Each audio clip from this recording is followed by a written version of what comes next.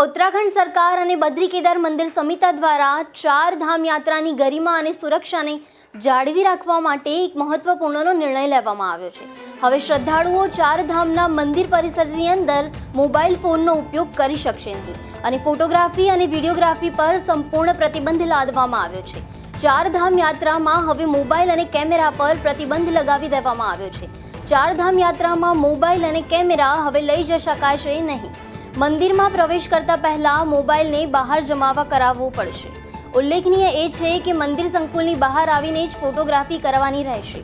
Mobile તેમજ camera રાખવા માટે વિશેષ વ્યવસ્થા કરવામાં આવશે, જેને લઈને બદ્રીનાથ તેમજ કેદારનાથ ધામ સમિતિને સૂચના આપી દેવામાં આવી છે। ઉલ્લેખનીય એ છે કે મંદિરની પવિત્રતા જળવાઈ રહે અને શ્રદ્ધાળુઓ સોશિયલ મીડિયા માટે રીલ્સ બનાવવાને બદલે ભક્તિમાં ધ્યાન આપે તે મહત્વનો હેતુ રહ્યો છે। તેમજ ફોટા પાડવા કે સેલ્ફી પાડવાને કારણે મંદિરમાં ભીડ એકઠી થાય છે, જેનાથી અન્ય યાત્રીઓને દર્શન કરવામાં અવરોધ ઊભો થાય છે। જો કોઈ શ્રદ્ધાળુ આ નિયમોનું ઉલ્લંઘન કરતા પકડાશે તો તેમનો મોબાઈલ જપ્ત કરવામાં આવશે અને તેમના ઉપર કાયદેસરની કાર્યવાહી પણ હાથ ધરવામાં આવશે।